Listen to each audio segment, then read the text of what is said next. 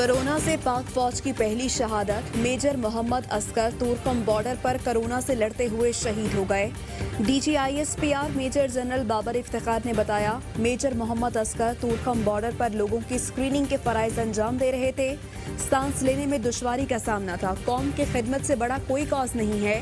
पाकिस्तान में कोरोना से 24 घंटे में 28 अमवात, मजमूई तादाद 667 हो गई। 1259 नए केसेस रिपोर्ट। मुल्क भर में कोरोना मरीजों की तादाद 22,062 हो गई। सिंध में लॉकडाउन में नरमी। आज से सुबह 6 बजे से शाम 5 बजे तक दुकानें खोलने की इजाज़त। गली मोहल्ले की दुकानों, कम्युनिटी मार्केट्स को कारोबार की इजाज़त होगी। शॉपिंग मॉल्स बंद रहेंगे। सिंध में लॉकडाउन में 31 मई तक तौसी एलामिया जारी। ब्यूटी पार्लर्स, हजाम, वीडियो गेमिंग जोन और जिम बंद रहेंगे। जुमा, हफ्ता और इतवार को सख्त लॉकडाउन होगा। शाम 5 से सुबह 8 तक आवाम के घरों से निकलने पर पाबंदी होगी। वज़ीर आला सिंध कहते हैं कि समाजी फासलों का ख्याल रखना होगा।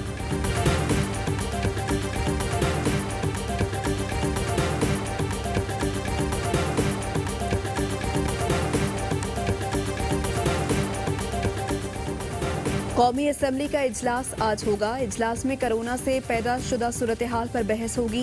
वक्फा सवालात होगा, न नुक्ता एतराज़ की इजाज़त। स्पीकर असद कैसर के कोरोना वायरस का शिकार होने के बायस डिप्टी स्पीकर कासिम सूरी इजलास की सदारत करेंगे। कोरोना वायरस पार्लियामेंट की राहदारियों में पहुंच गया। पार्लियामेंट लॉजेस में मुकीम 2 अरकान पार्लियामेंट के कोरोना टेस्ट मुस्बत आने के बाद तमाम अमले के टेस्ट करवाने का फैसला। डिप्टी चेयरमैन सेनेट ने कौमी असम्बली और सेनेट इजलास मौखर करने की तजवीज़ दे दी।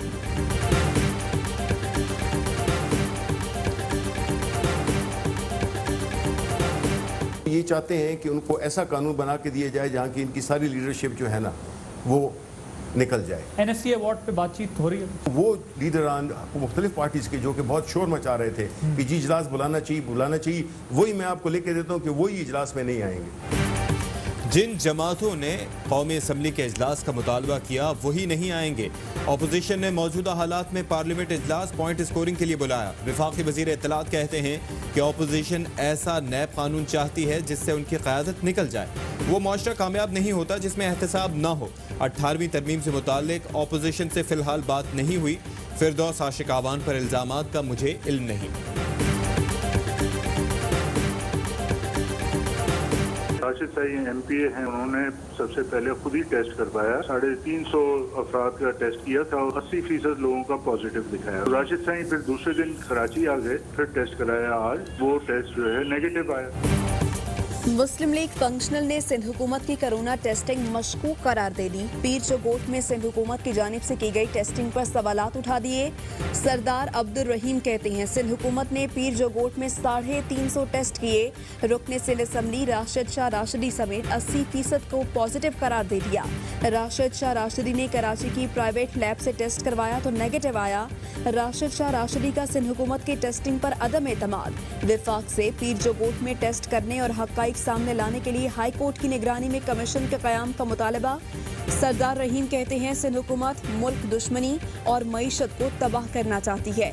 सुप्रीम कोर्ट मामलात पर अज खुद नोटिस ले।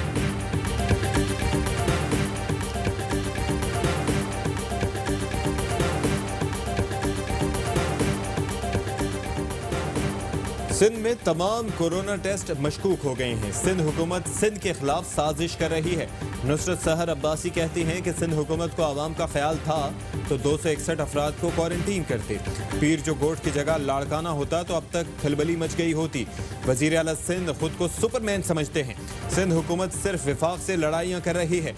अयाज लतीफ़ पलीजो ने कहा कि लोगों को कोरोना टेस्ट पर एतमाद खत्म हो गया तो लोग क्या करेंगे। हमें सिंध की सूरत हाल पर तशवीश है। सिंध हुकूमत सिर्फ दिखावा करती है। पीपल्स पार्टी काम के बजाय जमहूरियत की चैंपियन बनने की कोशिश करती है।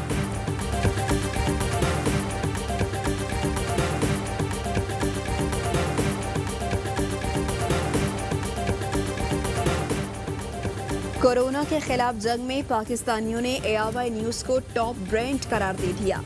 IPSOS के सर्वे के मुताबिक पाकिस्तानियों की बड़ी तादाद ने AIY न्यूज को टॉप 10 ब्रांड्स में शामिल किया।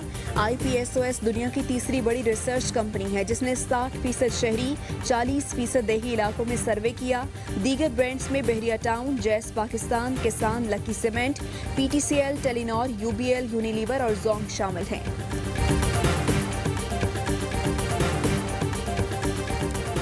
सदर आरिफ अलवी, वजीर आजम इमरान खान और आर्मी चीफ का कोरोना वायरस से मुतासरा स्पीकर कौमी असम्बली को फोन खैरियत दरियाफ्त की। सदर, वजीर आजम और आर्मी चीफ ने असद कैसर के लिए नेक तमन्नाओं का इजहार किया और जल्द सेहतयाबी की दुआ की। स्पीकर कौमी असम्बली ने कहा कि नेक तमन्नाओं और खुसूसी दुआओं पर दोनों रहनुमाओं के शुक्रगुजार हैं।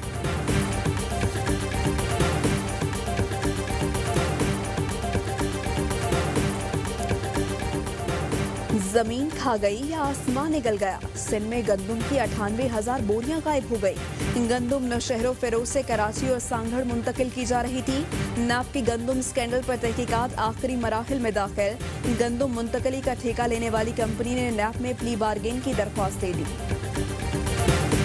ये जो आपने राशन के नाम पे करोड़ों रुपए लगाए, ये राशन पाकिस्तान में या सिंध के अंदर किसको मिला है? जब आपसे सवाल होता है कि आपने सिंध की सेहत का कहां पे खर्च किया, तो आप लोगों को गालियां देना शुरू कर देते हैं। सिंध हुकूमत इंतजामी मामलात में नाकाम हो गई। किसी को मालूम नहीं कि राशन के नाम पर करोड़ों रुपए कहां गए। सवाल पूछने पर टीवी चैनल को गालियां देना शुरू कर देते हैं। 550 अरब सेहत पर लगते तो क्या लाड़काना में बच्चे कुत्ते के काटने से मरते। वफाकी वजीर मुराद सईद ने सिंध हुकूमत की कारकर्दगी पर सवाल उठा दिए। कहते हैं कराची को कचरे का ढेर बना दिया, फिर कहते हैं सवाल न करें। हम आपके गुलाम या सिंध काबीना में नहीं जो सवाल न करें।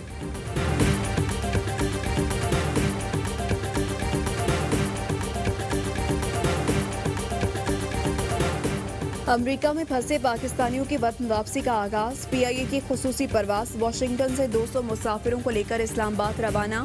दूसरी खुसूसी परवाज कल 150 तलबा को लेकर वतन वापसी के लिए उड़ान भरेगी। सिविल एविएशन अथॉरिटी ने अंदरूनी मुल्क परवाजों पर पाबंदी में 13 मई तक तौसी कर दी। खुसूसी परवाजों और चार्टर्ड तैयारों को पाबंदी से इस्तिस्ना हासिल है।